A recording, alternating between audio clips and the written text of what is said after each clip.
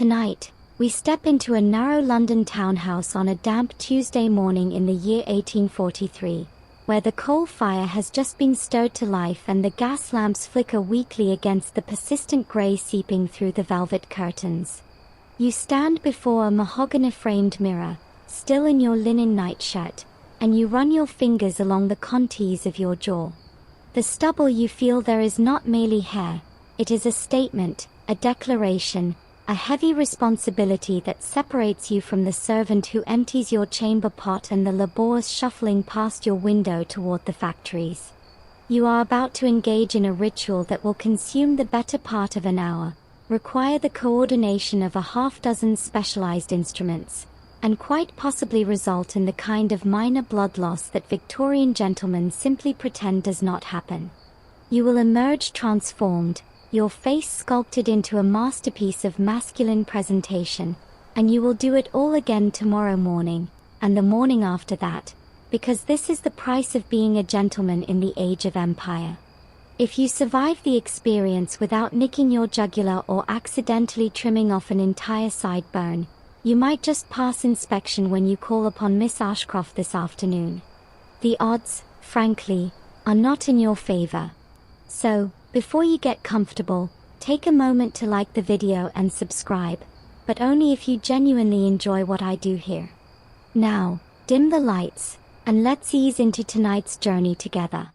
The year is 1837, and you have just awoken to a Britain that barely resembles the one your father knew. Queen Victoria has taken the throne, a slight girl of 18 who will lend her name to an entire era, and with her ascent comes a quiet revolution in how men present themselves to the world. For the past several decades, the male face has been a rather barren landscape. Your grandfather, if you had one of those old portraits hanging in the stairwell, likely appeared with cheeks as smooth as a peeled potato, his chin reflecting the Georgian preference for the clean-shaven look that had dominated polite society since the days of Beau Brummel. That particular gentleman, the famous dandy, had convinced an entire generation that a man's face should be as bare and uninteresting as a baby's bottom, and for years, men scraped their skin raw in obedient homage to his ideal. But something has shifted in the damp London air.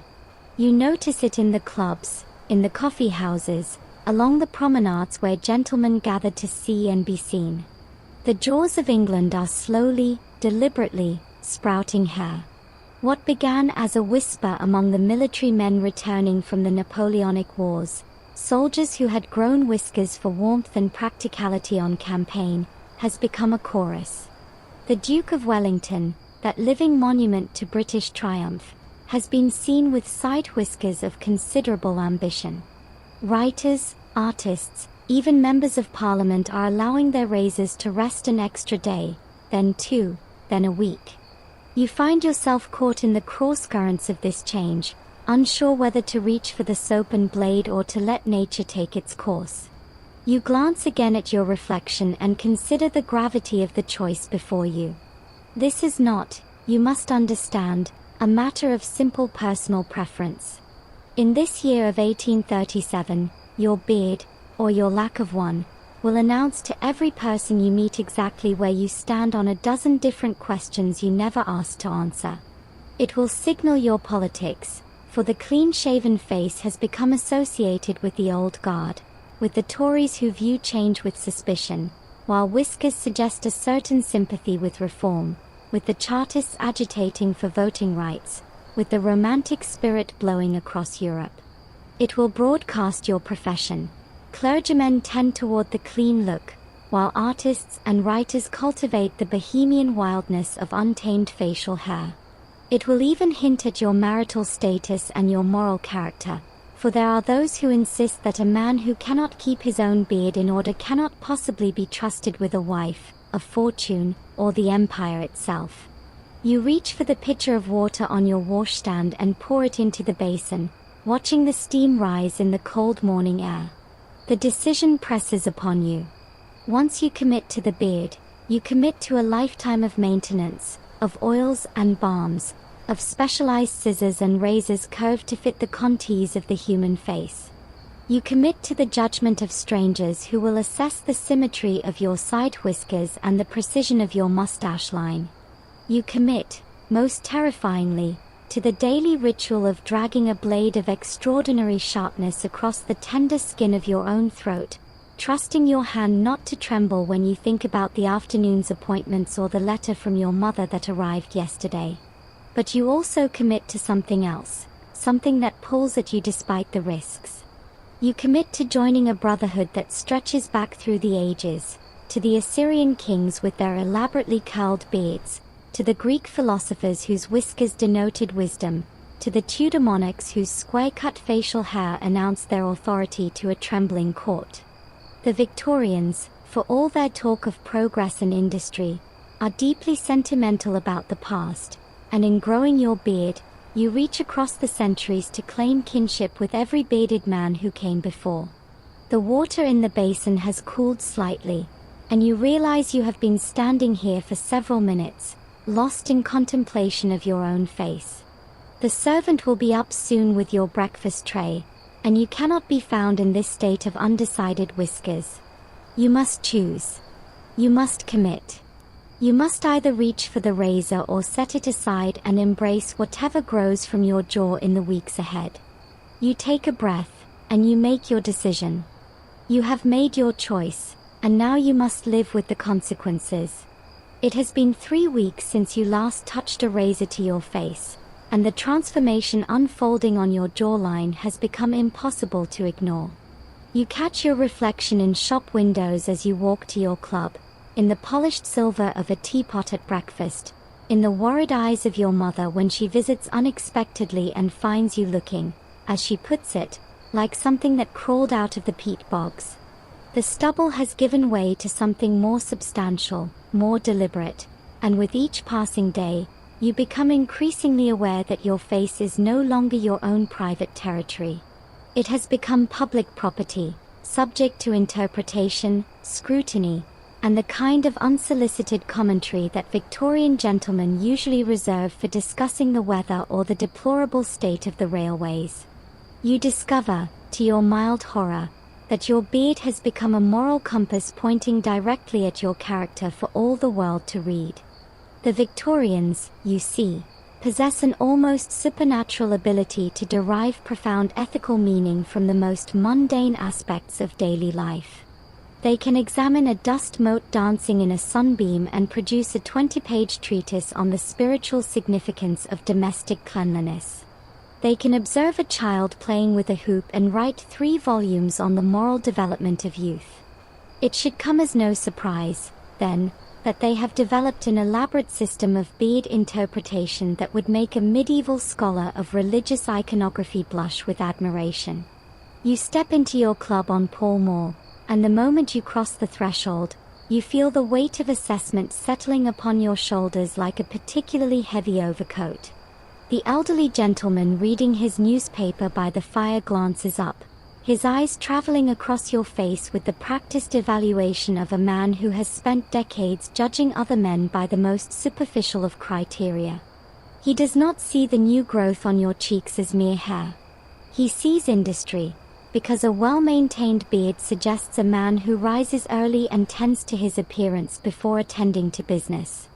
He sees restraint, because a beard that has been shaped and tamed suggests a man who can control his impulses. He sees, God help you, the condition of your immortal soul reflected in the thickness of your side whiskers and the symmetry of your mustache. You take a seat and order a brandy, though it is not yet noon, because the situation seems to demand fortification. The waiter brings your drink with the particular expression that servants have perfected over centuries of observing their betters make questionable decisions, respectful on the surface, deeply judgmental just beneath. You wonder if he is cataloguing your beard in some mental ledger kept below stays, comparing it to the other facial hair he encounters in his daily rounds, ranking you against the other members on some invisible scale of whisker-worthiness. Historians still argue whether the Victorian obsession with facial hair as moral indicator emerged from the evangelical revival that swept through England in the early decades of the century, or from the more practical concerns of a rapidly industrializing society trying to maintain some grip on traditional values. Perhaps it was both, or neither, or something in between that scholars will continue to debate in musty university libraries for generations to come. What matters to you, standing at the threshold of the bearded life, is the immediate reality that strangers will now feel entitled to form entire theories about your character based on the hair growing from your face. You finish your brandy perhaps more quickly than dignity allows and decide to test your new facial identity in the ultimate arena of Victorian judgment, a social call. Miss Ashcroft has agreed to receive you this afternoon, and you know that her mother, the redoubtable Mrs. Ashcroft, will be positioned in the drawing room like a warship guarding a harbor entrance. She will have heard rumors of your bearded transformation, and she will have formed opinions about what it signifies for your suitability as a potential son-in-law. A clean-shaven man might be dull, but he is predictable. A bearded man, in Mrs. Ashcroft's probable estimation, is a wild card, a potential radical, a man who might harbor dangerous thoughts about politics or, worse, about the proper role of women in society. You arrive at the Ashcroft residence and are shown into the drawing room with the particular formality that precedes difficult conversations. Mrs. Ashcroft rises to greet you, and you watch her eyes perform the same assessment you endured at the club, though with considerably higher stakes attached. She takes in your whiskers, the careful way you have trimmed them this morning in a desperate attempt at respectability, and you see something shift in her expression. It is not quite approval, but it is not the outright condemnation you had feared. Perhaps, you think, she is remembering her own husband's beard, the one he wore in the years before his untimely passing, the one that made him look distinguished in his portrait that still hangs above the fireplace. Miss Ashcroft enters, and her reaction is more difficult to read. She is too well-bred to comment directly on your appearance, but you notice that her eyes linger on your face a moment longer than propriety strictly requires. She takes her seat, arranges her skirts, and inquires about the weather with the careful neutrality of a diplomat navigating a sensitive negotiation. You respond in kind, and the conversation proceeds along the usual lines. But something has changed.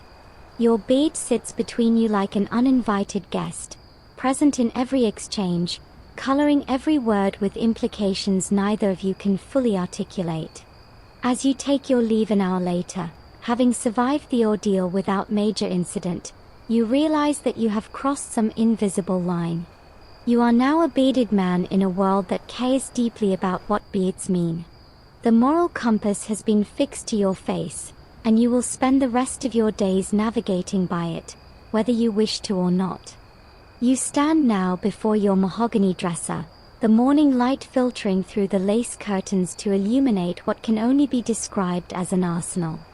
The tools of your new vocation lie arranged before you with the precision of surgical instruments awaiting a delicate operation, and you realize with a start that you have somehow accumulated enough specialized equipment to perform an actual surgery, should the need arise. The straight razor alone, with its gleaming steel blade and mother-of-pearl handle, looks capable of removing more than just whiskers. You handle it carefully, respectfully, the way you might handle a loaded pistol or a particularly skittish horse. The Victorians, you have discovered, do nothing by halves, and the business of beard maintenance has spawned an entire industry of specialized tools that would bewilder your grandfather and delight your great-grandfather, who apparently lived in an age when a man might go weeks without shaving and no one thought to comment upon it. Those days are gone forever. You now possess a razor strop of finest horsehide, without which your blade would dull after a single shave and render the entire exercise an exercise in painful futility. You possess a shaving brush of badger hair, and you have learned enough in recent weeks to know that not just any badger hair will do, but silver-tipped badger, the finest grade, because apparently the badgers of England have been graded by quality and you have chosen the best of them to apply soap to your face each morning. The soap itself deserves consideration. You lift the ceramic shaving mug, decorated with a hand-painted scene of fox hunters in full cry, and examine the cake of soap within. This is not the simple bar you might use to wash your hands after a day at the office. This is shaving soap, formulated with tallow and glycerin and various oils whose names you cannot pronounce, designed to produce a lather of exactly the right consistency, thick enough to cushion the skin, slick enough to guide the blade, fragrant enough to announce to anyone standing nearby that you are a gentleman of refinement who does not scrape his face with common grease. But the razor and its accessories are merely the beginning. You have also acquired a pair of trimming scissors, their blades curved ever so slightly to follow the contours of the human face. You have a beard comb, carved from tortoiseshell, with teeth set at precise intervals to navigate through whiskers without snagging or pulling. You have a small brush for applying oils, and another brush for applying balms, and you are beginning to suspect that the manufacturers of these items have invented distinctions simply to sell you more brushes. You have a magnifying mirror on a swivel arm, because the Victorians have decided that a gentleman must inspect his face at magnifications that reveal pores you never knew existed and whiskers you could have happily ignored forever. You lay your hands on each tool in turn, feeling the weight, the balance, the craftsmanship that has gone into their creation. The silver handles catch the light, and you think about the silversmith who shaped them, the hours of labor represented in these small objects, the network of mines and factories and workshops that has delivered them into your hands. Your beard connects you not only to history but to the entire industrial apparatus of Victorian Britain, to the badger trappers of the countryside and the steel forgers of Sheffield, to the merchants who imported tortoiseshell from distant colonies and the craftsmen who transformed it into something useful and beautiful. You recall reading somewhere that your grandfather, had he lived to see this collection, would have laughed himself into an early grave at the sheer excess of it all. He shaved, when he shaved at all, with a simple blade and cold water, often outdoors, often while carrying on a conversation with a neighbor or keeping one eye on his livestock. He would not understand the badger brush or the silver-handled scissors or the ceramic mug with its hunting scene. He would look at you standing before this arsenal and see not a gentleman but a fool, a man so obsessed with appearances that he has lost touch with the fundamental realities of life.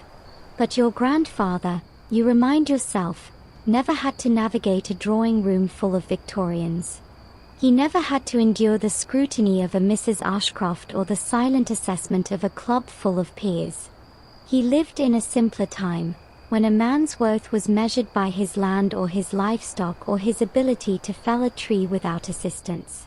You live in an age of appearances, an age when the surface of things has become indistinguishable from their substance, and your arsenal of grooming tools is not luxury but necessity, not excess but survival. You pick up the razor again and test its edge against your thumb with the lightest possible touch. It catches, just slightly, enough to tell you that it will do its job with terrifying efficiency. You have read the instructions, such as they are, and you have watched the barber when you visited him last week, trying to memorize the angle of his wrist, the pressure of his fingers, the particular way he stretched the skin before drawing the blade across it. You have practiced on the inside of your arm, raising a small patch of hair there to test your technique, and you have convinced yourself that you are ready. The truth, which you are not quite ready to admit, is that no amount of preparation can fully prepare you for the moment when steel meets throat. The tools can be arrayed in perfect order, the soap can be lathered to ideal consistency, the blade can be stropped to razor sharpness, and still the act itself remains a leap of faith, a trust in your own hand that nothing in your previous experience has tested. You have signed business documents and fired servants and ended relationships, but you have never before held your own life quite so literally in your hands. You set the razor down gently and return your attention to the arsenal spread before you. Somewhere in this collection of silver and steel and badger hair lies the secret to transforming the chaos of growth on your face into the order of a proper Victorian beard. You will find it, or you will not. Either way, morning has arrived, and the tools await their purpose. You reach first not for the razor, not for the scissors, not for any of the gleaming steel instruments that have been waiting so patiently for their moment of glory. Instead, you plunge your hands into the basin of hot water that your servant has left for you, and you feel the heat seep into your skin, into the roots of your whiskers, into the very follicles that have produced this growth you are now committed to taming. This is the sacred prelude, the ritual that every experienced bearded gentleman knows must precede any actual cutting or shaving, and you have learned this lesson through the painful experience of ignoring it. 3 days ago, in your impatience to see results, you attempted to trim your growing beard while it was still dry. You took the scissors to your cheek with the casual confidence of a man who has never truly considered what he is doing, and you discovered immediately that dry whiskers behave very differently from wet ones. They spring away from the scissors, they resist the blade, they twist and turn in ways that make precision impossible. Worse, when you finally managed to cut them, the results were jagged, uneven, a disaster that required hours of careful correction and left you late for an appointment with your solicitor.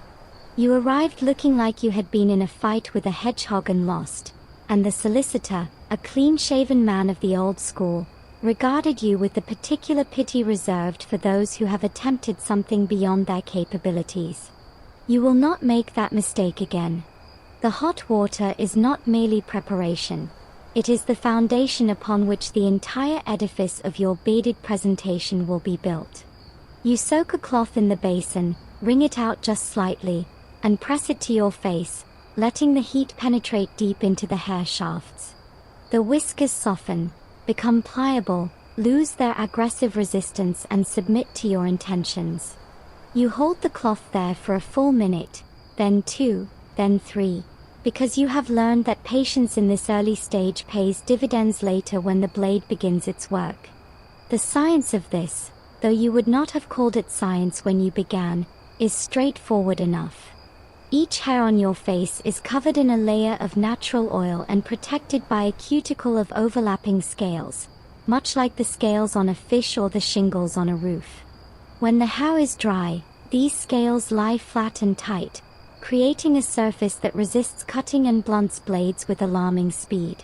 When the hair is wet and warm, the scales relax, the shaft swells slightly, and the entire structure becomes softer, more forgiving, ready to part cleanly under the edge of a well-honed razor. You are not merely softening your beard, you are fundamentally changing its physical properties, transforming it from an opponent into an ally. You remove the cloth and examine your face in the mirror. The skin is pink from the heat, the whiskers dark and damp against your cheeks. You have read that some gentlemen add a few drops of ammonia to their shaving water, believing it further softens the hair, but you have not yet worked up the courage for such experiments. Ammonia is, after all, a powerful chemical, and the thought of applying it to your face each morning raises questions about the long-term consequences that you prefer not to contemplate before breakfast.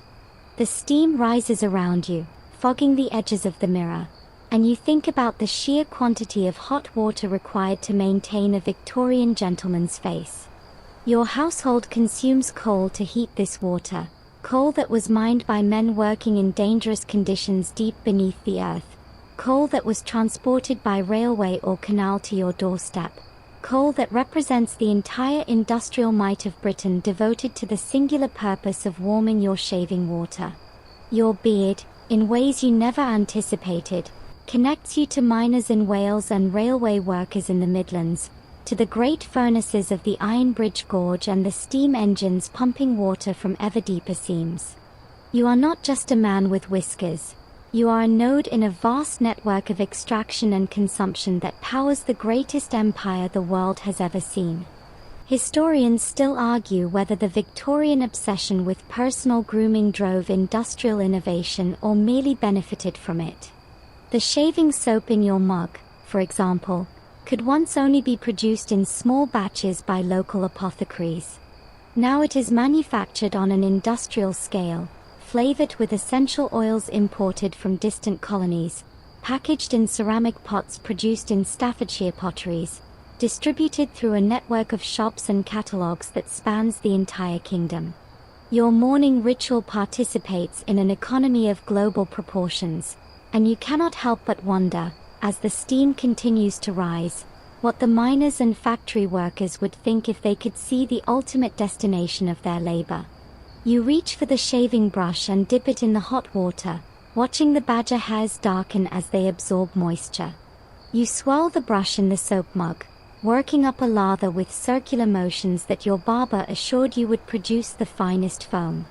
The scent of sandalwood rises from the mug, a fragrance that speaks of distant forests and colonial trade routes, of ships crossing oceans and merchants calculating profits.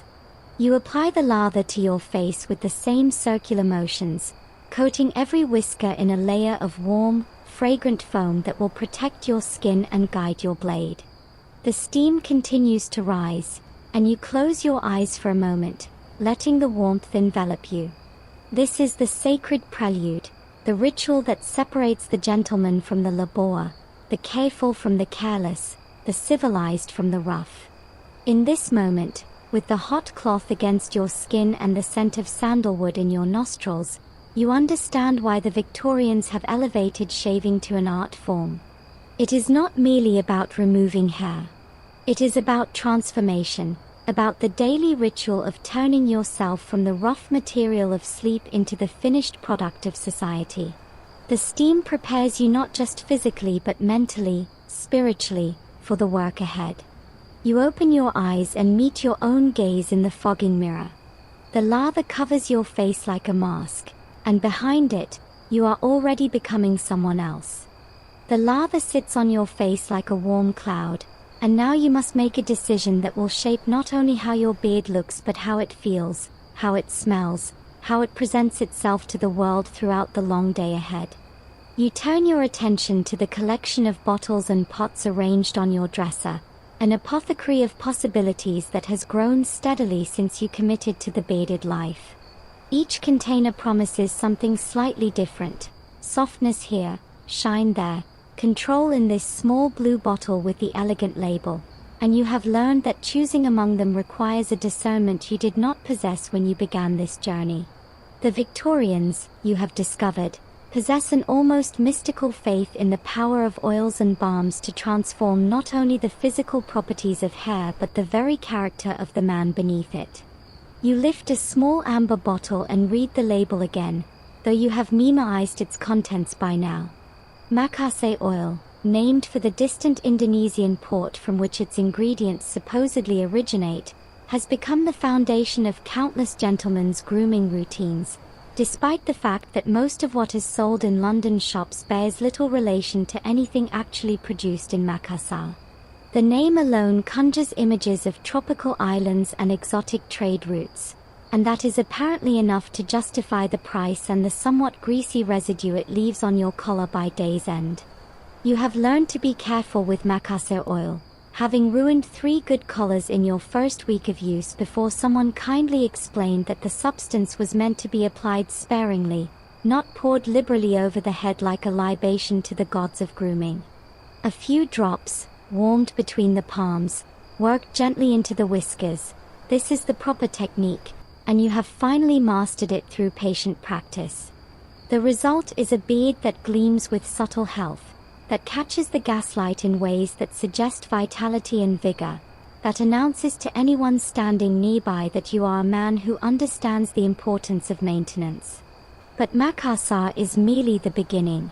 You have also acquired a small pot of beard balm, beeswax-based and scented with sandalwood, designed to provide the kind of control that oil alone cannot achieve. The balm is firmer, more substantial, capable of taming the most rebellious whiskers and holding them in place through wind and weather and the various indignities of London life. You have watched men in the streets struggle against gusts of wind that threaten to destroy their carefully constructed facial architecture, and you have silently thanked the bees whose labor made possible your own relative immunity to such disasters.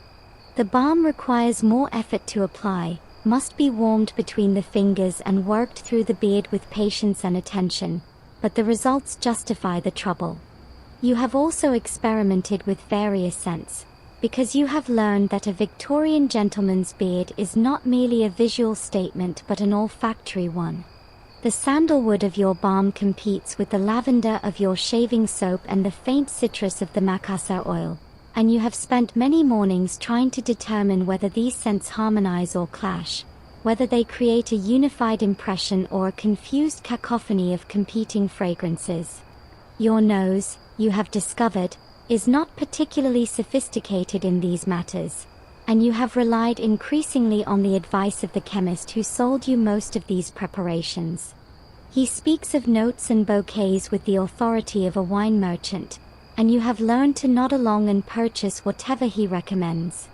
The truly surprising discovery, the one that has fundamentally changed your understanding of what a beard can be, involves the application of these products to the skin beneath the whiskers.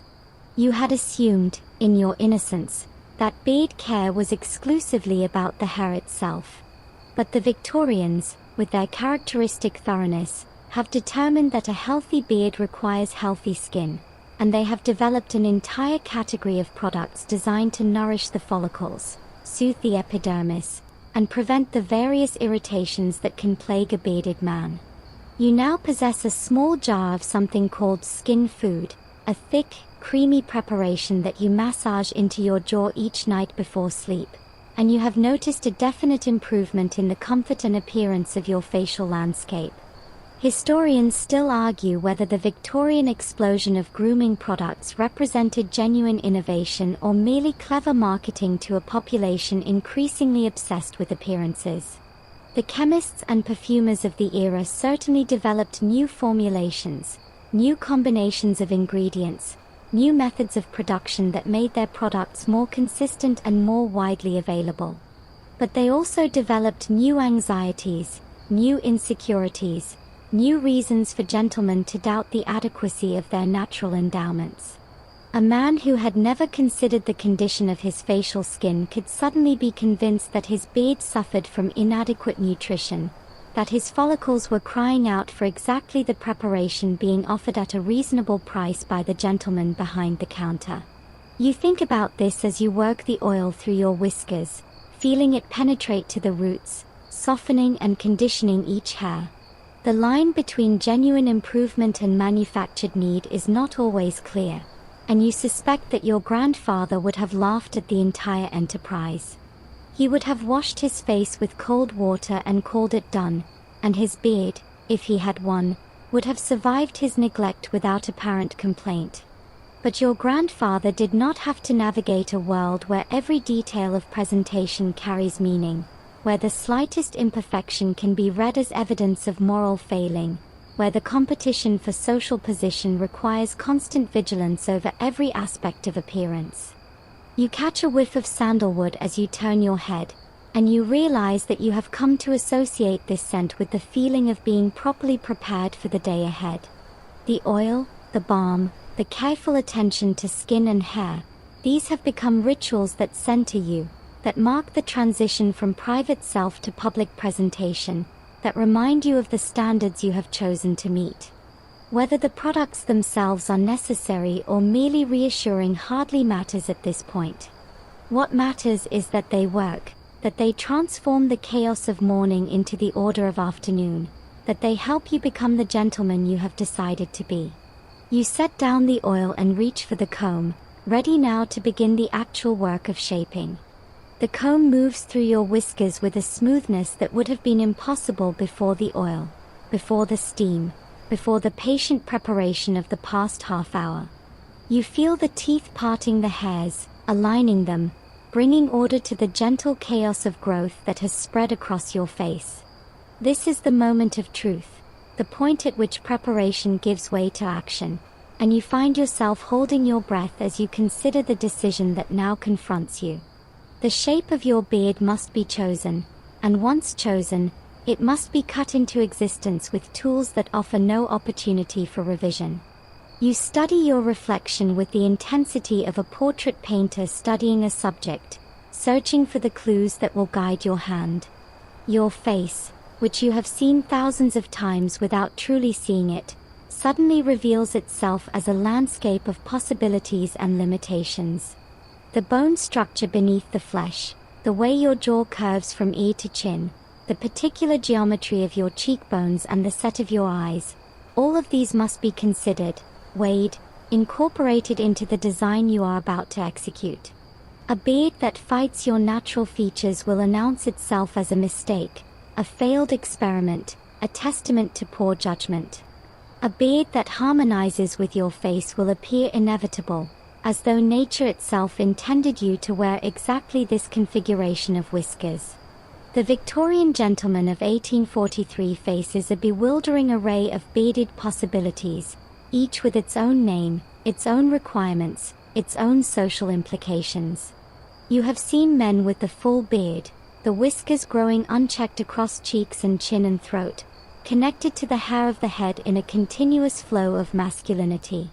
You have seen the goatee, confined to chin and mustache, favored by artists and intellectuals who wish to signal their distance from conventional standards. You have seen side whiskers of varying ambition, from the modest mutton chops that trace the jawline to the extravagant Dundrearies that descend from the temples like weeping willows of hair. You have even seen the imperial, a small tuft on the lower lip combined with a mustache, named for Napoleon III and favored by gentlemen who wish to suggest continental sophistication. You must choose, and the choice feels permanent even though you know, intellectually, that hair grows back. The problem is time, the days and weeks required for correction, the social exposure of wearing a mistake while nature slowly repairs your error. A badly chosen beard shape will follow you through appointments and engagements, will be seen by everyone you meet, will become part of their impression of you until enough time has passed for a new attempt. The stakes feel disproportionately high for something that is, after all, only hair. You recall a conversation with your barber, who shared with you the wisdom of his trade while trimming the whiskers of a patient customer. The secret, he said, is to work with your face rather than against it, to enhance what nature has provided rather than attempting to impose some ideal shape that your particular features cannot support. A man with a round face should cultivate length, drawing the eye downward and creating the illusion of elongation.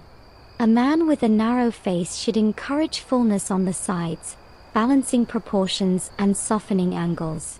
A man with a weak chin can use carefully placed whiskers to create the appearance of strength where nature has been less generous. The beard, properly shaped, becomes not a mask but a revelation, bringing forward the best of what you have to offer. You run your fingers along your jaw, feeling the bone beneath, assessing the particular geometry that is yours alone. Your chin, you decide, is adequate but not remarkable, neither strong nor weak but somewhere in between. Your cheeks are slightly hollow, a family trait that has become more pronounced with age. Your jawline curves in a way that might benefit from definition, from the crisp line that a well-trimmed beard can provide. The possibilities arrange themselves in your mind, competing for your attention, and you realize that the choice before you is not merely aesthetic but existential. You are deciding, in this moment, what kind of man you will appear to be. The scissors feel heavy in your hand as you lift them to your face. You have chosen a starting point, the line where your side whiskers will meet your shaved cheek, and you must now commit steel to hair. The first snip is the hardest, the moment when possibility becomes reality, when the abstract design in your mind becomes concrete fact on your face. You close the scissors and feel the slight resistance as the blades meet, and a small cluster of hairs falls away, landing on the towel draped across your shoulders. There is no going back now. You work slowly, carefully, stopping frequently to step back and assess your progress. The line begins to emerge, a curve that follows the natural contour of your cheekbone, descending toward your jaw with a precision that surprises you. You have never thought of yourself as particularly skilled with your hands, yet here, in the quiet of your dressing room, you are executing a design with the focus of a craftsman. The minutes pass, marked only by the snip of scissors and your own breathing, and gradually the shape reveals itself. The challenge, you discover, is symmetry. What you do to one side of your face must be matched on the other, and the human face is not, despite what you might assume, a perfectly symmetrical thing. Your left cheek is slightly different from your right, your jaw angles subtly differently on each side, and you must somehow create a beard that accounts for these variations while appearing balanced and intentional. You find yourself tilting your head, squinting, comparing one side to the other with the obsessive attention of a jeweler examining a precious stone. Historians still argue whether the Victorian emphasis on facial symmetry reflected deeper cultural anxieties about order and control in an age of rapid change. The same society that celebrated progress and innovation also clung to standards of appearance that suggested stability, permanence, the reassuring predictability of tradition. A symmetrical beard on a man's face offered visual proof that chaos could be tamed, that the wild growth of nature could be shaped into something orderly and deliberate. Your morning ritual, in this interpretation, becomes a small act of civilization, a daily victory over the random and the uncontrolled. You make the final snip and set down the scissors, stepping back to examine your work in the full-length mirror. The shape is there, exactly as you imagined it, following the contours of your face with a precision that feels almost miraculous.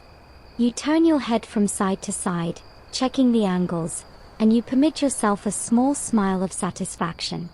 The first cut was the hardest, but you have made it, and the result is a beard that looks, for the first time, like a deliberate choice rather than an accident of neglect. The scissors have done their work, establishing the architecture of your beard, defining its boundaries and its basic shape. But the scissors, for all their precision, can only take you so far. The real test, the moment that separates gentlemen from boys, involves the straight razor, that gleaming strip of steel that now waits on your dresser like a challenge you must accept or decline. You have delayed this moment as long as possible, busying yourself with oils and combs and the careful work of the scissors, but the razor cannot be ignored forever. The areas you have chosen to remain smooth, the cheeks and throat that will provide contrast to your whiskers, must be addressed, and they must be addressed with a blade. You lift the razor from its resting place and feel its weight in your hand. The balance is exquisite, the result of generations of craftsmanship aimed at creating an object that feels like an extension of the hand rather than a separate tool. The handle, mother of pearl set in silver, fits perfectly against your palm, and the blade extends from it with the lethal grace of a predator in repose. You have stropped it carefully, running it along the leather strap until the edge achieved the perfect degree of sharpness, sharp enough to cut hair with the lightest touch, not so sharp that it would damage the skin with unavoidable nicks. The balance is delicate, and you have learned to respect it. You turn back to the mirror and examine the territory that lies before you. Your cheeks, still covered in the remnants of lather from your earlier preparation, await the blade with the passive acceptance of a landscape awaiting the plow. The skin there is sensitive, you know from experience, prone to redness and irritation if handled roughly. The whiskers grow in patterns you have memoized over weeks of observation, swirling here, angling there, each follicle with its own particular orientation that must be respected if the blade is to do its work cleanly. You have studied the grain of your face the way a farmer studies his fields, learning which direction produces the smoothest cut, which angle minimizes resistance, which approach reduces the risk of the razor's bite. You raise the blade to your cheek and pause, feeling the cool steel hover just above your skin. This is the moment when every other concern falls away, when the day's appointments and the evening's engagements and the endless social calculations of Victorian life become irrelevant.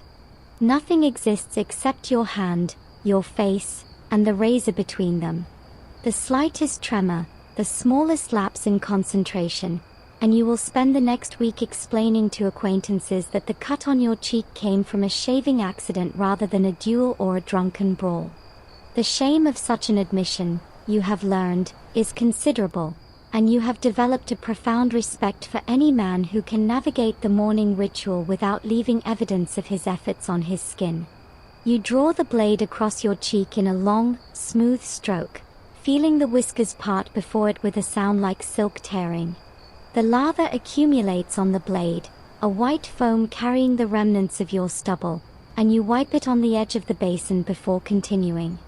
The skin beneath the removed hair emerges pink and smooth, a clean stripe against the surrounding foam, and you feel a small surge of satisfaction at the visible evidence of your skill. One stroke completed successfully, one small victory in the daily war against chaos. The challenge, you quickly discover, is maintaining the proper angle. The blade must meet the skin at exactly the right inclination, too shallow, and it skips across the surface without cutting, too steep, and it digs in, creating the kind of damage that bleeds impressively and heals slowly. You adjust your wrist, finding the angle that your barber demonstrated, the angle that seems to work for the particular geography of your face. The blade glides, and you breathe, and the minutes pass in concentrated silence. You navigate the curve of your jaw, a particularly treacherous passage where the bone creates a changing landscape that requires constant adjustment. The skin here is tighter, the whiskers sometimes grow in unexpected directions, and the consequences of error include not only the usual cuts but the particular agony of shaving over bone. You have done this before, you remind yourself, and survived. You will do it again, and survive again. The repetition of the ritual, the daily reenactment of this dance with danger, has given you a confidence that you did not possess in the early days of your bearded journey. The area beneath your chin presents its own challenges, requiring you to tilt your head back and trust the blade in territory you cannot fully see. The mirror helps, but only so much. There are angles that remain hidden no matter how you position yourself, and you must rely on touch and memory and the accumulated wisdom of mornings past. You stretch the skin with your free hand, pulling it taut to present a smooth surface to the blade, and you work slowly, methodically, accepting that perfection may require multiple passes and that the first pass need only be good enough. Historians still argue whether the straight razor's persistence into the Victorian era, despite the availability of safer alternatives, reflected genuine preference or masculine stubbornness. The safety razor, with its protective guard, had been invented decades earlier, yet gentlemen continued to choose the open blade, the instrument that demanded skill and rewarded attention, the tool that separated the competent from the careless.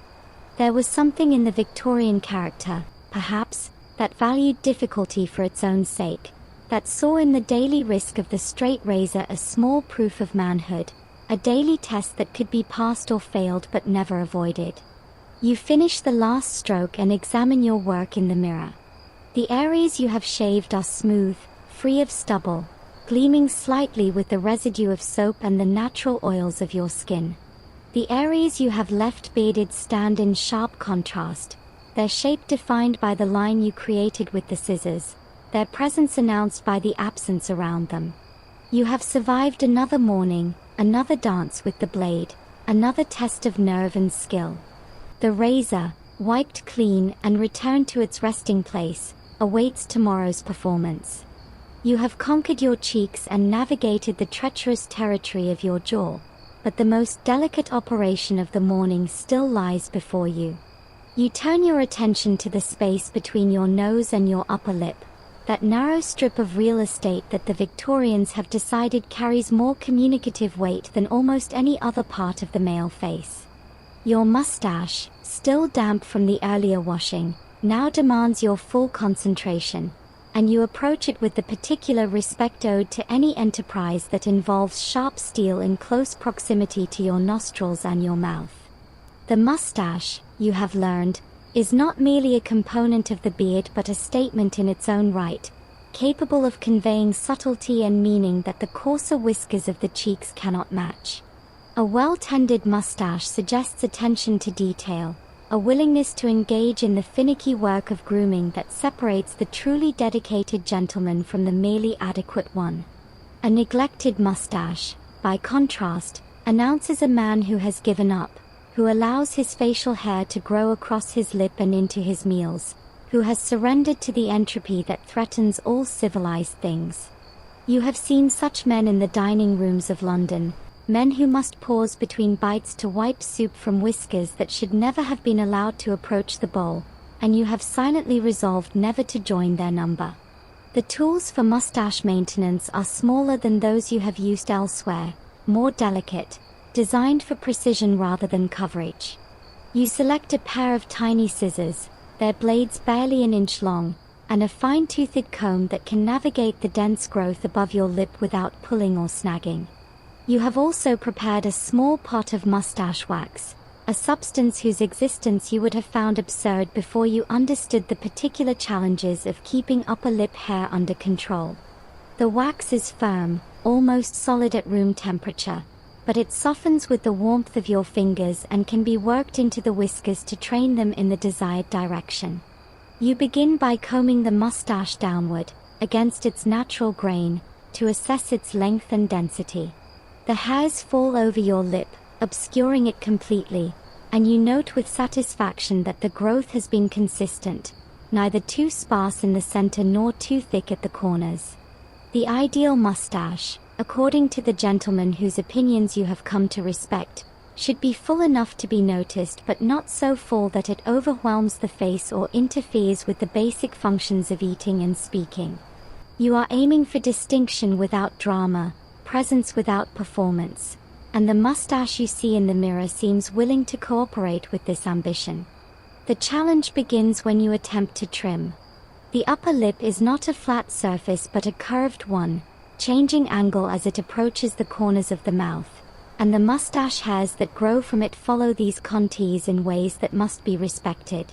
You lift the tiny scissors and begin to work, trimming only the longest hairs, those that extend too far over the lip and threaten to enter the territory properly reserved for food and drink.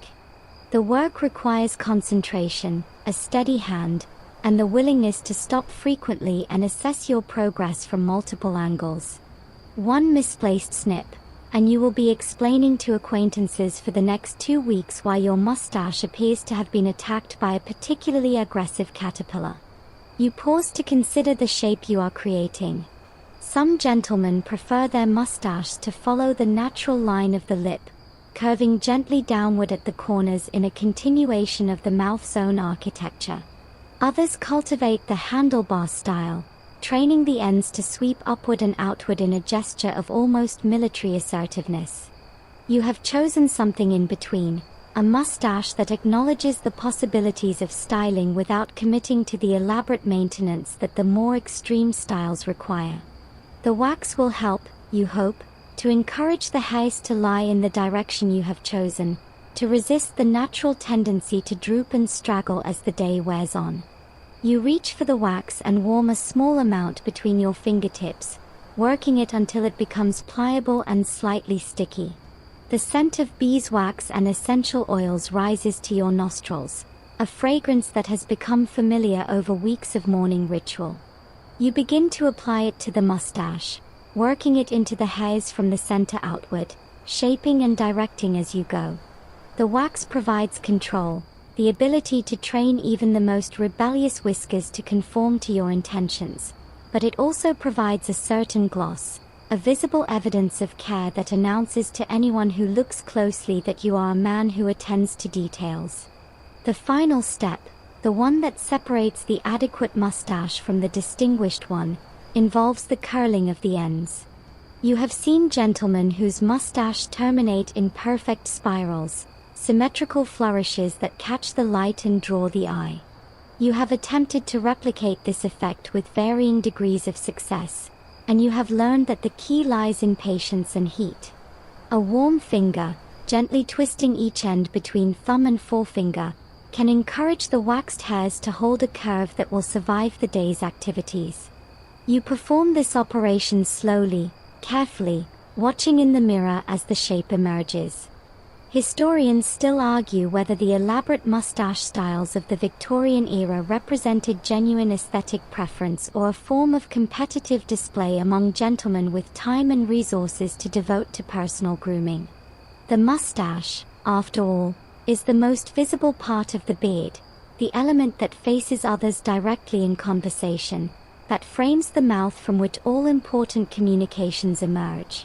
A man speaking to you cannot avoid looking at your mustache, cannot help but register its condition, its style, its statement about the man who wears it.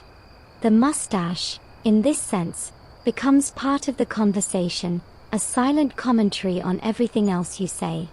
You examine your reflection and permit yourself a small nod of approval. The mustache sits perfectly above your lip, neither too long nor too short, shaped with a subtle curve that suggests intention without shouting about it. The wax has tamed the stray hairs, and the ends curl just slightly, just enough to indicate that you are a man who understands the possibilities of presentation. You turn your head from side to side, checking the angles, and you find no fault with what you see. The upper lip, that most expressive part of the face, now wears its frame with dignity. You are ready to move on. The mustache is complete, the cheeks are smooth, and the basic architecture of your beard stands revealed in the morning light. But there remains one territory where precision matters most, where the difference between a distinguished gentleman and a merely bearded man becomes most apparent. You turn your attention to the side bones, those strips of whisker that connect your hair to your beard, and you prepare to execute what the Victorians consider the most demanding operation in the entire grooming repertoire, the fade. Your sideburns begin high on your temples, where the hair of your head gives way to the skin of your face, and they descend along the curve of your ear to meet the fuller growth of your cheeks. The transition from head hair to facial hair must be seamless, gradual, almost imperceptible, a gradient of length and density that suggests nature's own design rather than human intervention. If you succeed, no one will notice your sideburns at all. They will simply see a face that appears complete, integrated, exactly as it should be. If you fail, if the transition is too abrupt or the line too harsh, the entire effect collapses, and your beard becomes obviously artificial, obviously crafted, obviously the work of a man who tried and fell short. You have studied the sideburns of gentlemen you admire, noting the subtle variations in their approach. Some prefer a sharp line, a clean demarcation between the hair of the head and the whiskers of the face, creating an effect that emphasizes the geometry of the skull. Others cultivate a soft fade, a gradual blending that avoids any obvious boundary, allowing the hair to drift into beard with the gentleness of a summer haze. You have chosen something in between, a middle path that acknowledges the possibilities of style without committing to extremes, and you now must execute this choice with tools that demand precision. The comb and scissors return to your hand, smaller now than the ones you used for the initial shaping, designed for detail work rather than broad strokes. You begin at the top of the sideburn, where the hair is shortest, and you work your way down, gradually increasing length as you approach the cheek. The technique requires patience, the willingness to make dozens of tiny cuts rather than a few decisive ones, to trust that accumulation will produce the result you seek. You snip, you comb, you assess, and you snip again, each pass bringing you closer to the ideal you hold in your mind. The challenge lies in maintaining consistency between the two sides of your face. Your left sideburn must match your right, must fade at the same rate, must terminate at the same point, must create the same impression of natural transition. You find yourself moving back and forth, comparing, adjusting, comparing again, engaged in a dialogue with your own reflection that would look absurd to anyone watching but feels essential to you in this moment. The smallest discrepancy, visible only to you and perhaps to the most observant of your acquaintances, would haunt you throughout the day, drawing your attention every time you catch your reflection in a shop window or a polished surface. You pause to consider the historical weight of the sideburn, that curious word that has come to describe these strips of whisker. The term derives from General Ambrose Burnside, an American officer whose particular style of facial hair, thick growth on the cheeks connected by a mustache, with a clean-shaven chin, became famous during your own lifetime. The general's name, reversed and adapted, has entered the language, a small monument to the power of personal presentation to shape how we speak about the world. You wonder what Burnside would think, if he could know that his facial hair had become a word, that gentlemen on another continent would spend their mornings attempting to replicate an effect he probably achieved with considerably less effort. The fade continues, inch by inch, hair by hair. You introduce the smaller scissors for the most delicate work, the area where the sideburn meets the ear, where the curve of cartilage creates a landscape that requires particular attention. The whiskers here grow at odd angles, responding to the contours beneath, and you must work with them rather than against them, following their direction while imposing your own design. The scissors snip, the hairs fall, and gradually the shape emerges.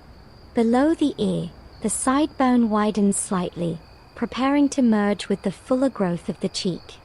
This transition must be handled with particular care, for any harsh line here would create a visible boundary, a seam in the fabric of your facial hair that would announce itself as a failure of technique.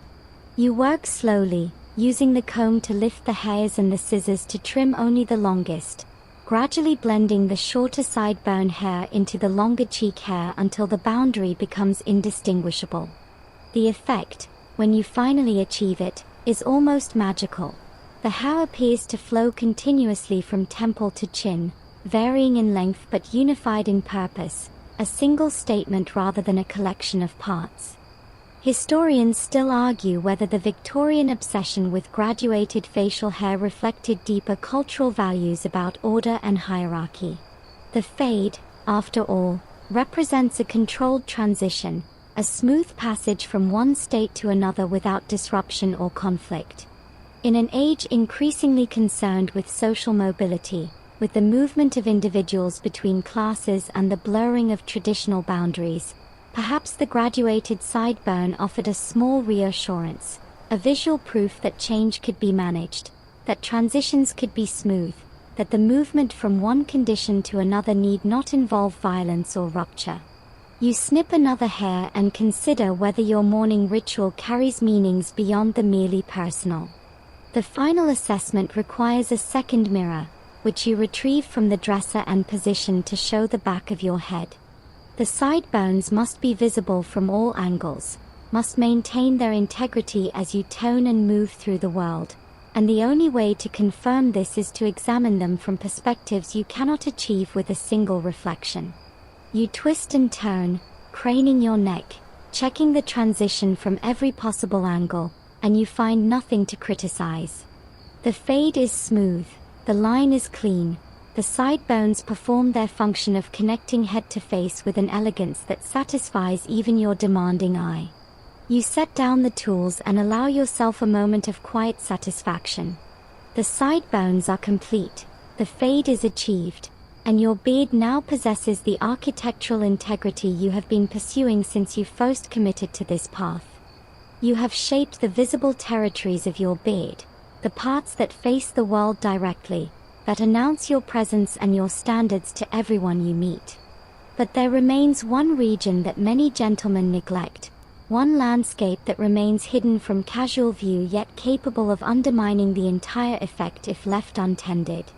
You tip your chin toward the ceiling, exposing the vulnerable underside of your jaw, and you prepare to address the throat and the undercarriage, that sensitive territory where errant stubble and neglected growth can transform a distinguished gentleman into a man who simply cannot be bothered to finish what he started.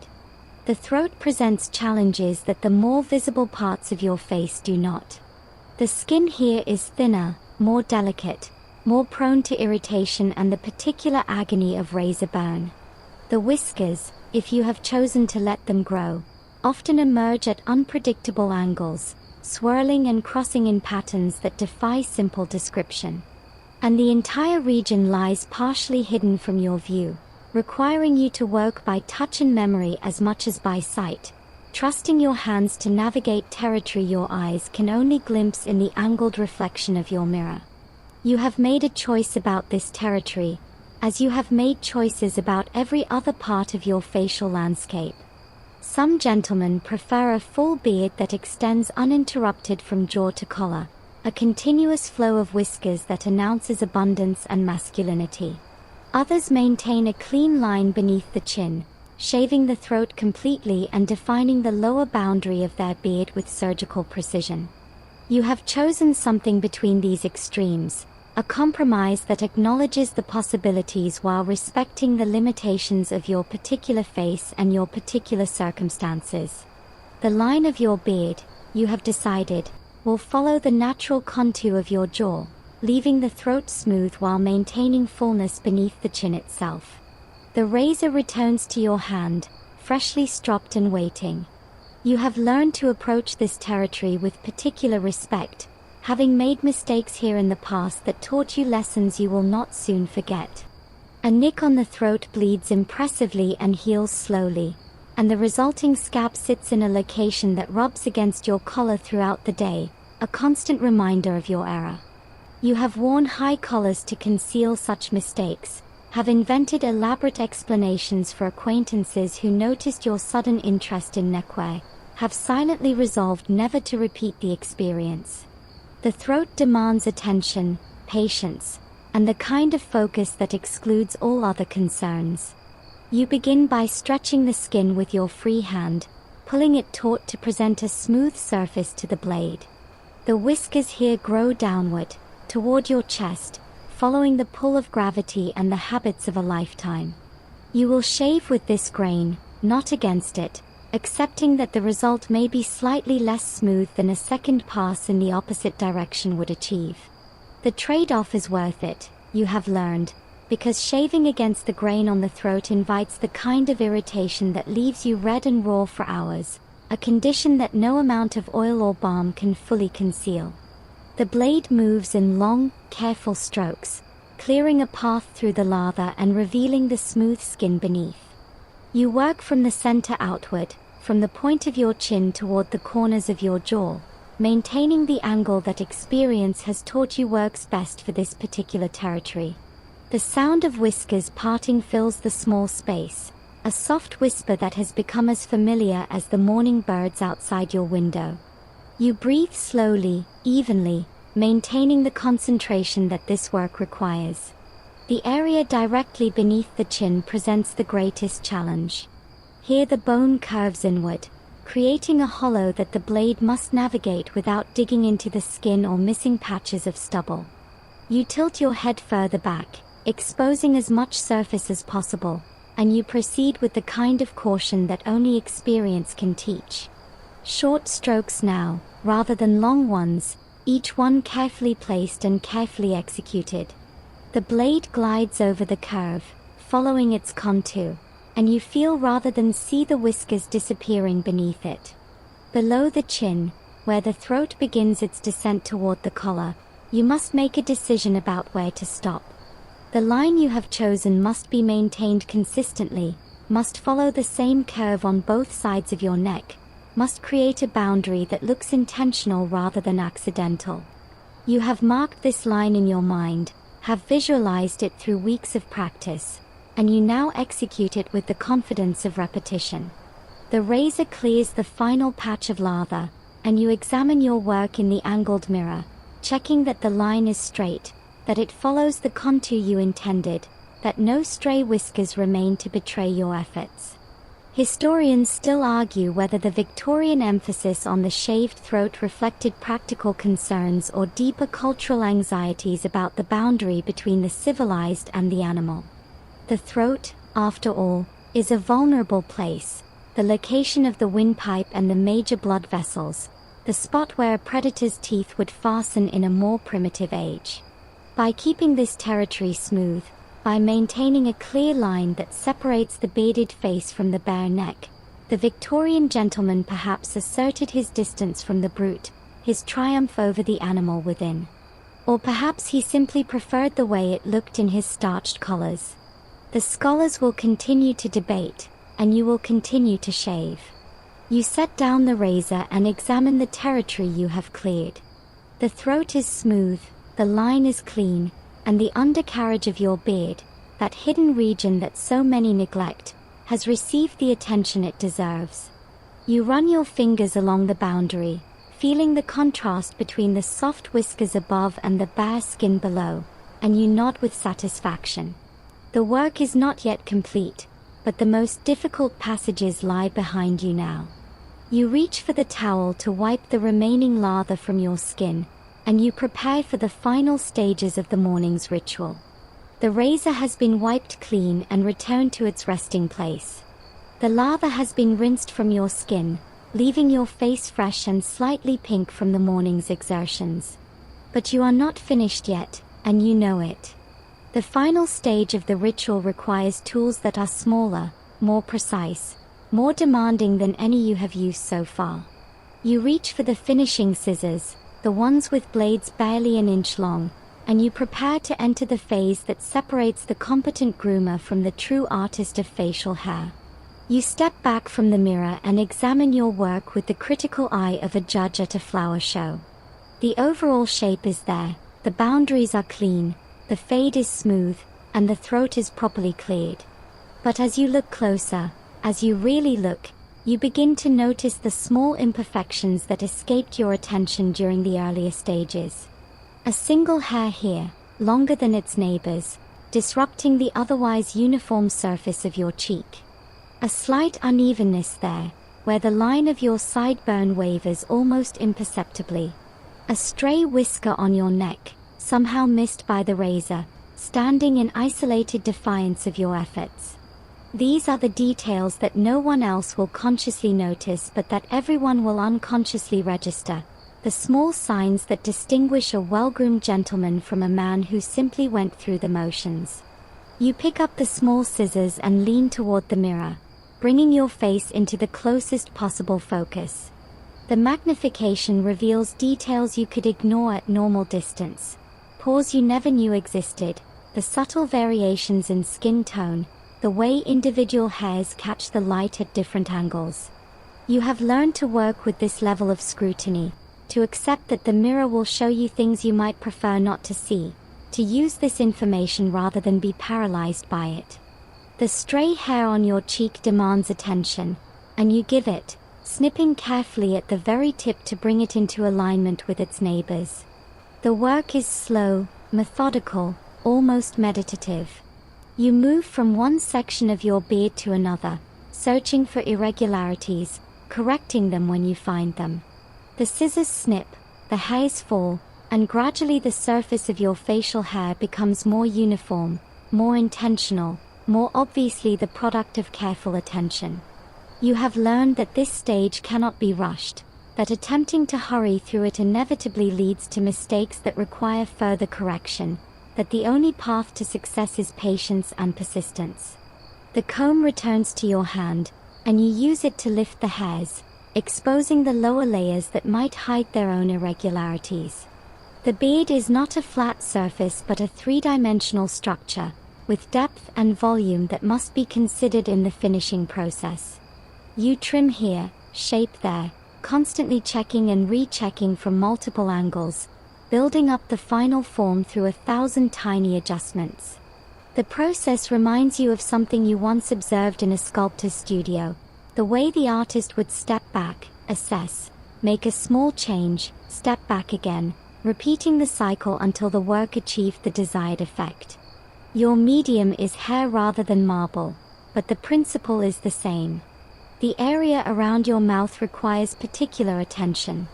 Here the mustache meets the beard, and the transition must be seamless, a continuous flow of hair that follows the contours of your face without interruption.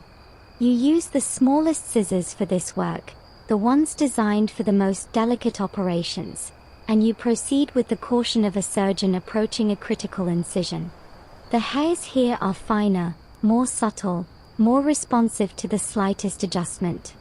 You snip, you check, you snip again, and gradually the transition becomes invisible, the boundary between mustache and beard dissolving into a unified whole.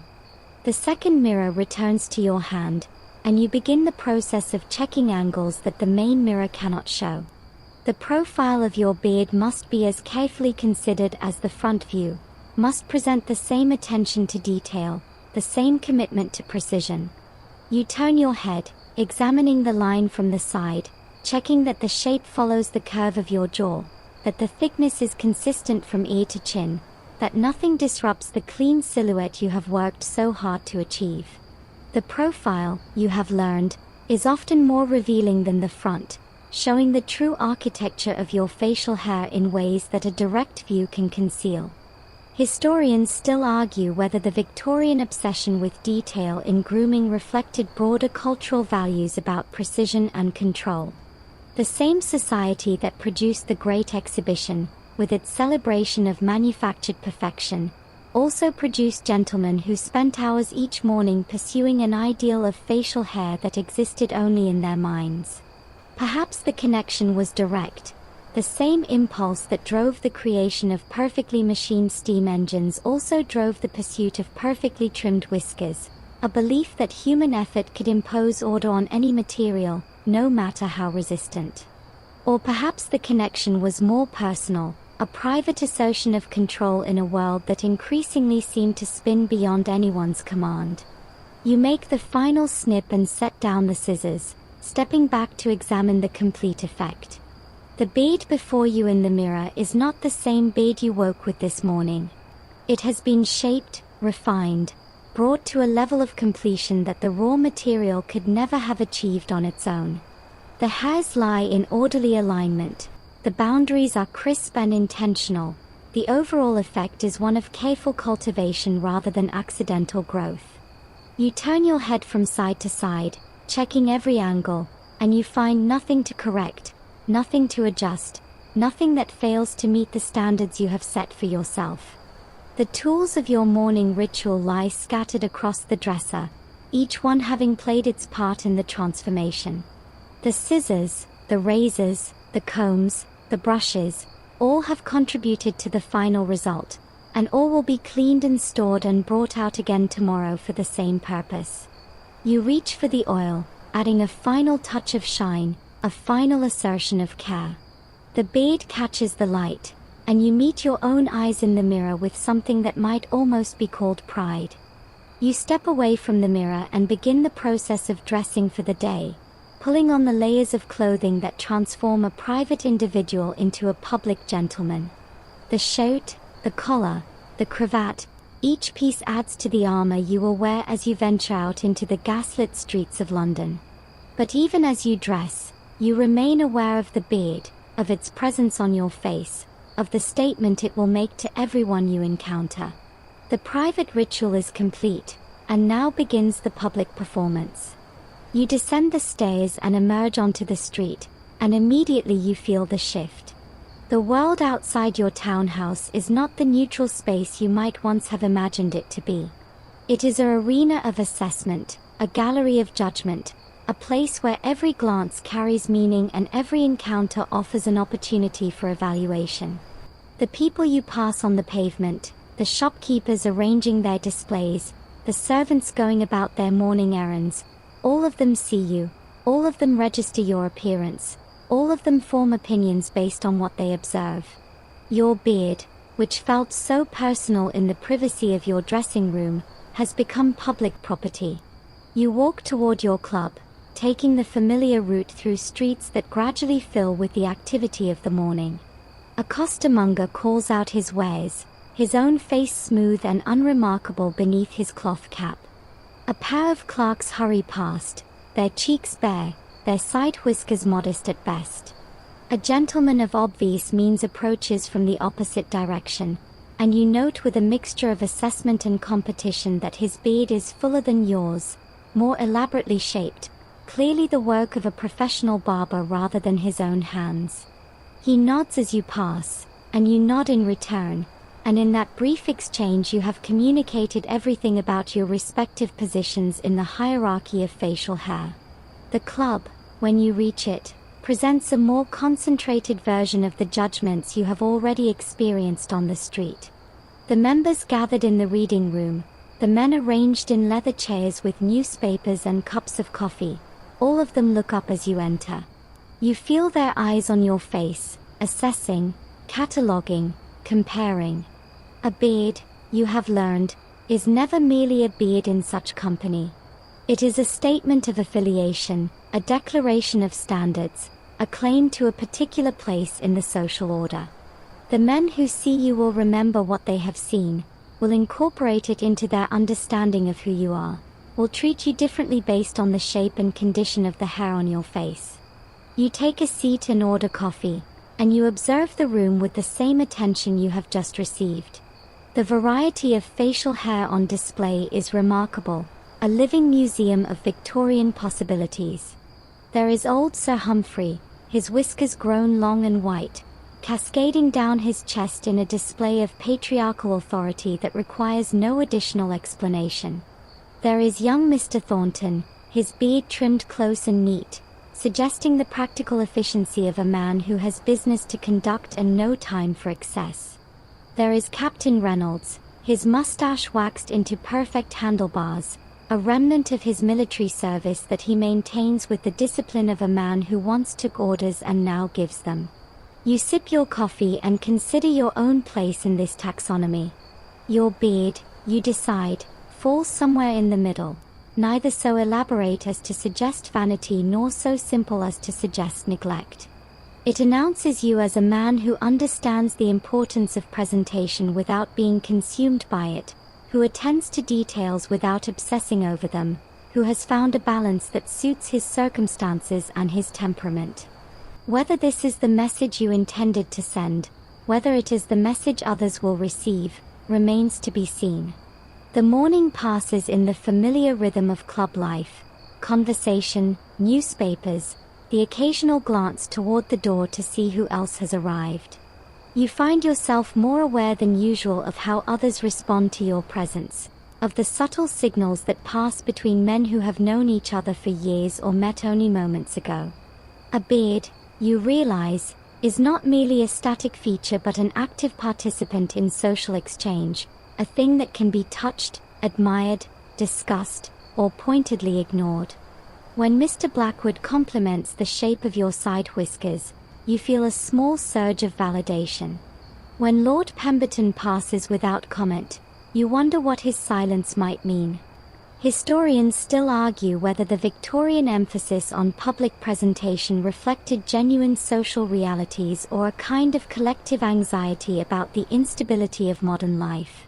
In a world where traditional markers of status were increasingly unreliable, where a man's both mattered less than his accomplishments, perhaps the visible details of appearance took on an exaggerated importance.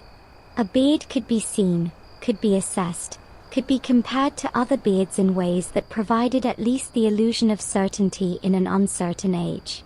You smooth your whiskers and wonder if future generations will understand what this moment meant.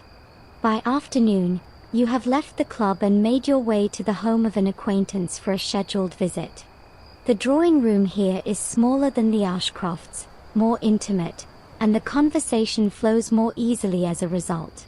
Your host, a man named Whitmore who has known you for years, compliments your beard with the particular warmth of a friend rather than the careful assessment of a stranger. You feel yourself relax, feel the tension of the morning's performances begin to ease, feel the possibility of simply being yourself rather than being seen. But even here, even among friends, the beard remains present, remains part of the conversation, remains a fact about you that must be acknowledged. Whitmore asks about your routine, about the products you use, about the challenges of maintenance. You answer honestly, sharing the lessons you have learned, the mistakes you have made, the small victories you have achieved. The conversation drifts to other topics, politics, literature, the latest news from the continent. But the beard has been established, has taken its place among the facts that define you in the minds of others. You leave Whitmore's house as the afternoon light begins to fade, and you walk home through streets that have taken on the golden glow of approaching evening. The day's encounters replay in your mind, a catalogue of glances and comments and silent assessments. Your beard has survived its public debut, has passed whatever tests the world has applied, has established itself as a feature of your presence that others will now expect and remember. Tomorrow you will do it all again, and the day after that, and the day after that, because this is what it means to be a bearded gentleman in Victorian London. The day has finally wound down, the engagements concluded, the conversations ended, and you find yourself back in your townhouse, preparing for the final challenge that every bearded gentleman must face.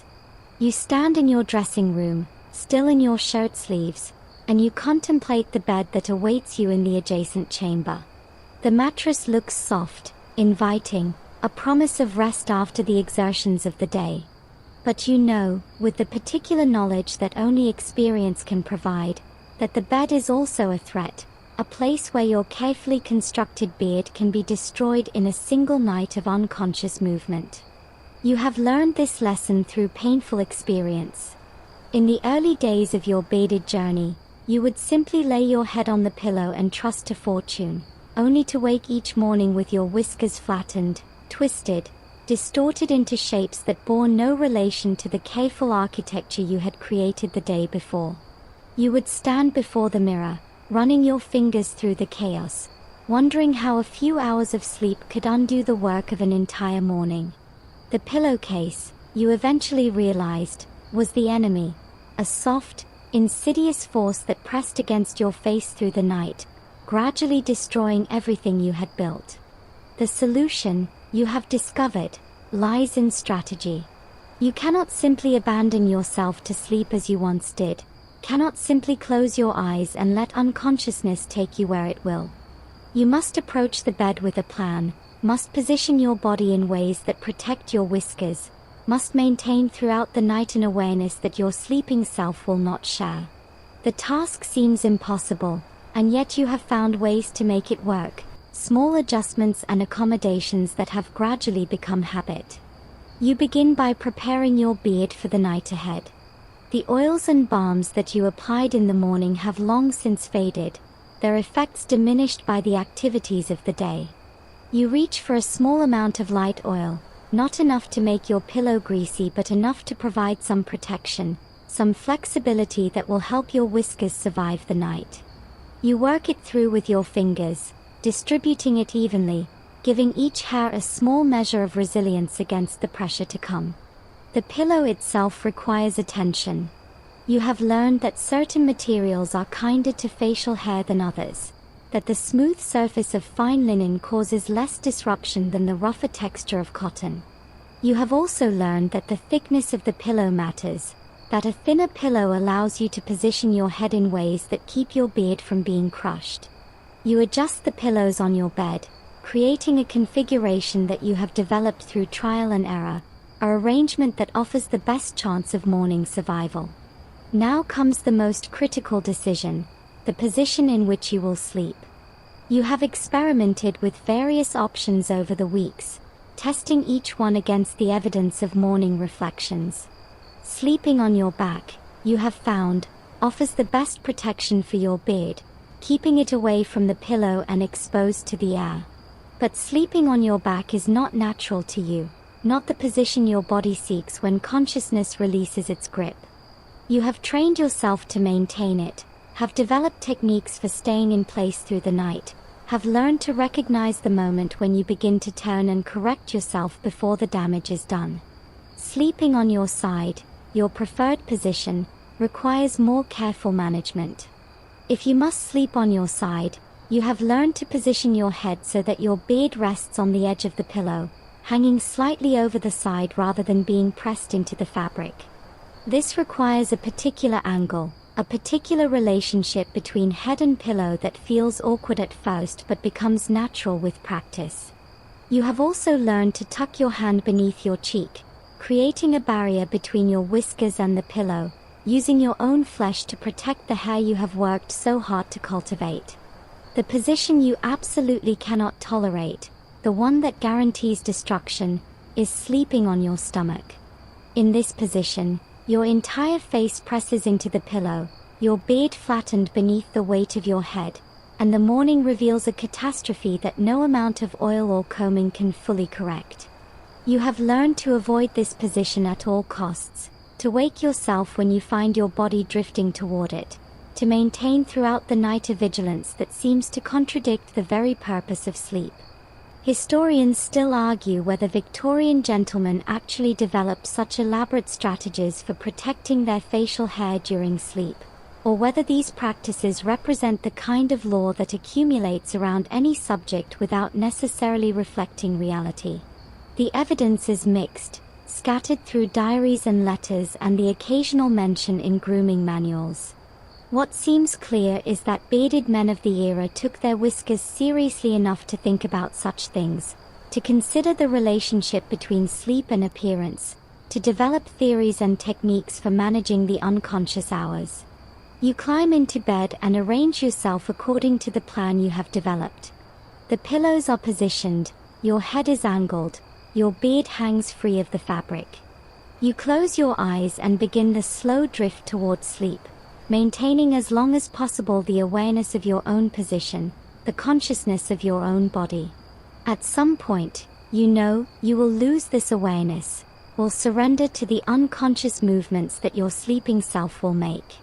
But you have done what you can, have prepared as well as preparation allows, have given yourself the best possible chance of waking to a beard that still resembles the one you created.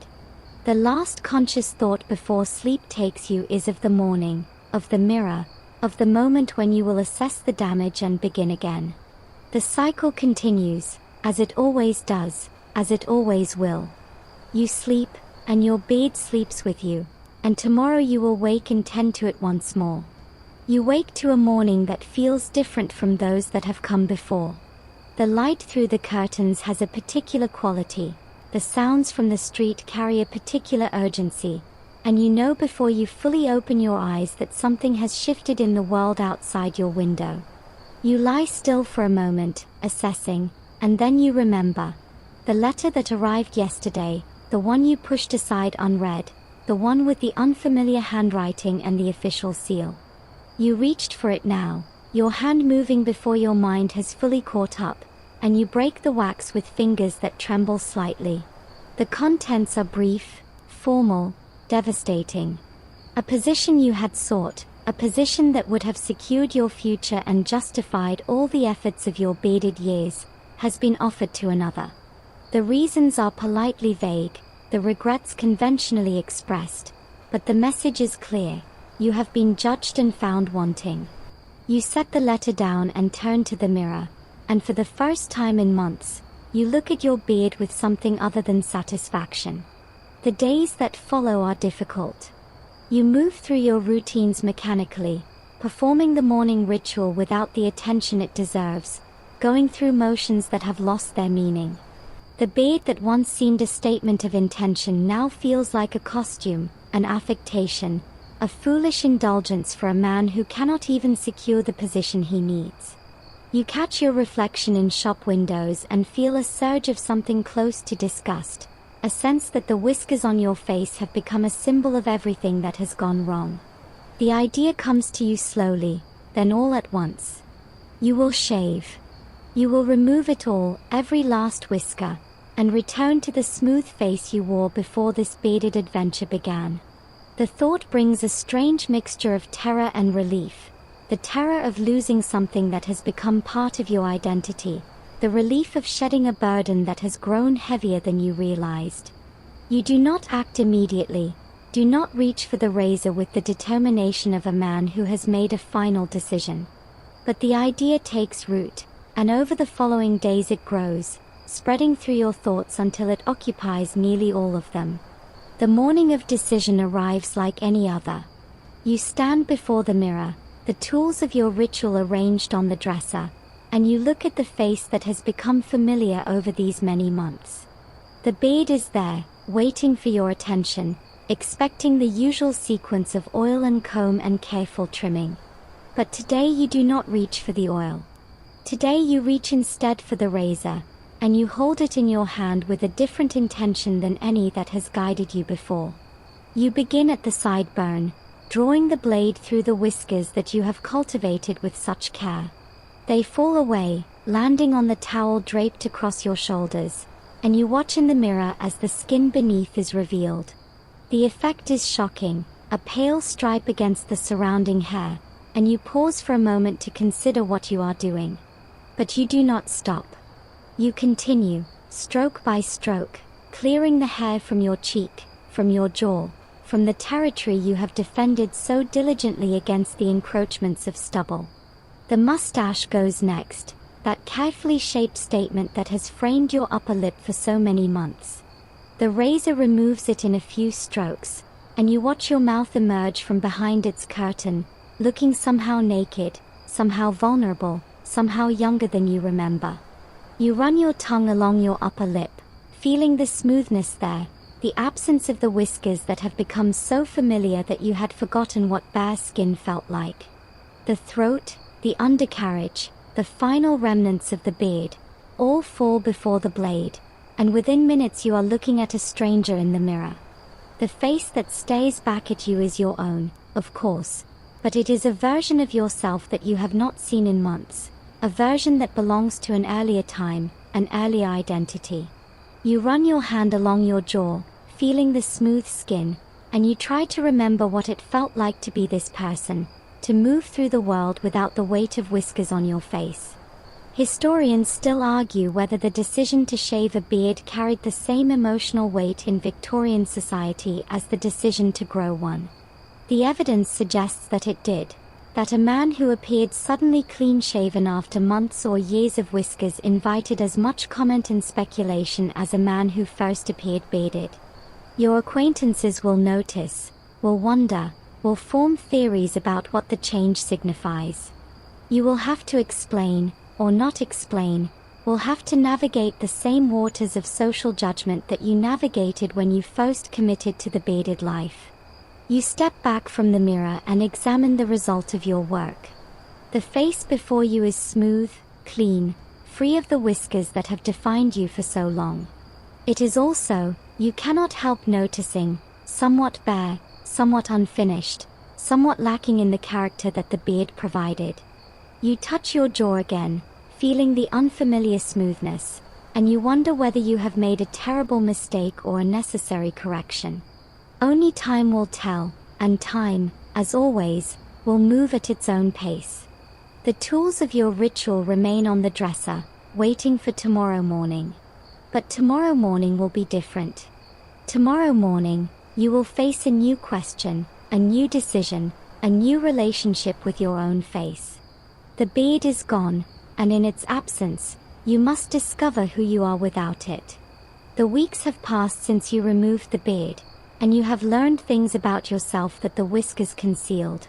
The face in the mirror is smooth now, clean, unadorned, and you have grown accustomed to its appearance, have stopped startling at your own reflection, have integrated this new version of yourself into the identity you present to the world. But you have not forgotten the bearded months, cannot forget them, and as you stand here this morning, preparing for another day, you find yourself thinking about what that time meant, what it taught you, what it left behind. The Victorians, you have come to understand, were not merely obsessed with beards as fashion or as social signal. They were engaged in something deeper, something that connected them to the long history of human beings making meaning from the hair that grows on their faces. The beard was never just hair. It was a statement about order and chaos, about civilization and nature, about the constant human effort to impose meaning on the raw material of existence.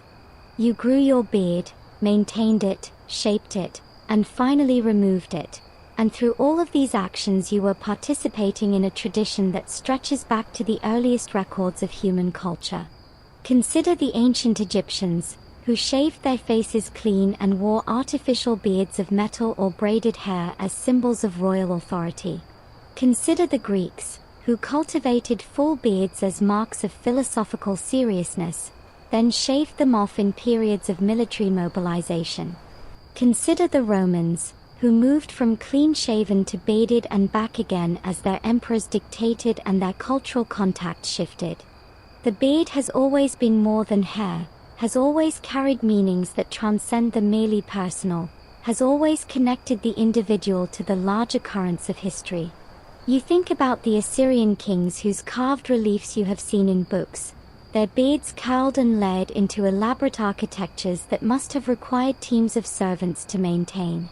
You think about the Hebrew prophets, whose unshorn whiskers marked their separation from ordinary concerns.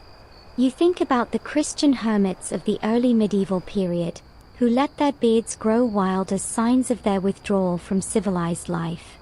All of these men, across millennia and continents, were engaged in the same essential project, using the hair on their faces to say something about who they were and what they believed. The Victorian era, you now see, was simply one chapter in this long story, one moment in the endless human conversation about facial hair.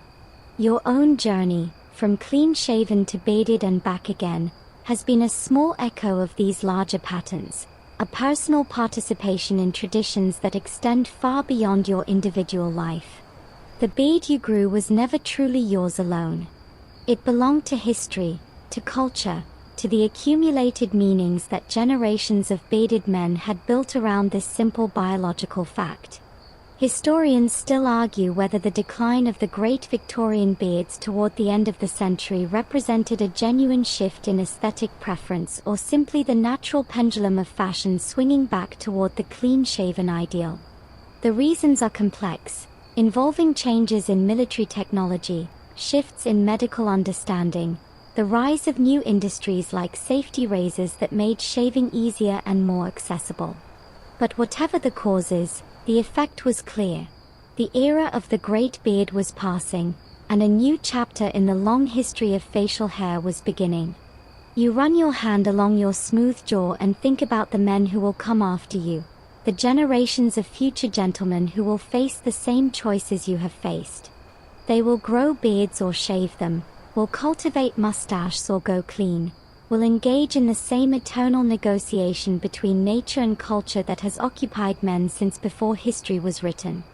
They will not know your name, will not know the particular shape of your side whiskers or the specific oil you preferred, but they will be connected to you through this shared experience, this common participation in the endless human project of making meaning from hair. The morning light has shifted, and you realize you have been standing here longer than usual, lost in these reflections. The day awaits, with its appointments and encounters, its opportunities and challenges. You reach for your collar, your cravat, your coat, and you begin the process of dressing that will prepare you for whatever lies ahead. The beard is gone, but something of it remains, something that has become part of you and will remain part of you no matter how smooth your face appears.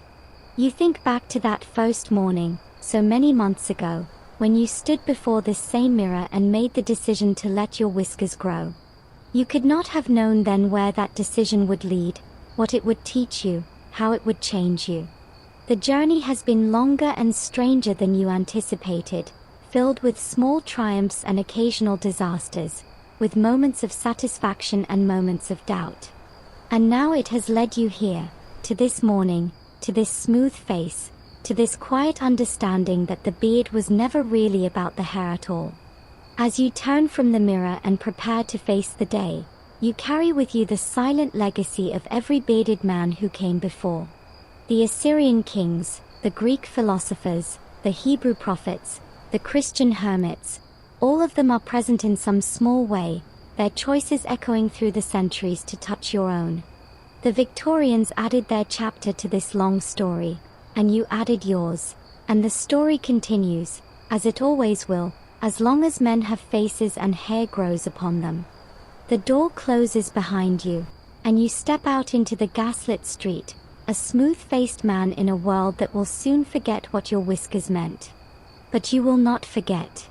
And somewhere, in some future morning, Another man will stand before another mirror and begin his own journey into the meticulous art of trimming a Victorian gentleman's beard. As the night deepens around you and the gas lamps flicker their last, you can let go of razors and scissors, of oils and balms, of all the careful calculations that once filled your mornings. The beard has returned to the earth from which all things come, and your face is smooth now, bare as a page waiting for a story not yet written. Rest in that smoothness, in that simplicity, in the knowledge that you have traveled through time and whiskers and returned to yourself. The Victorians have released you, and you can sleep now, quiet and undisturbed, while the long history of facial hair continues without you. The mirror holds only darkness, and in that darkness, you finally find peace.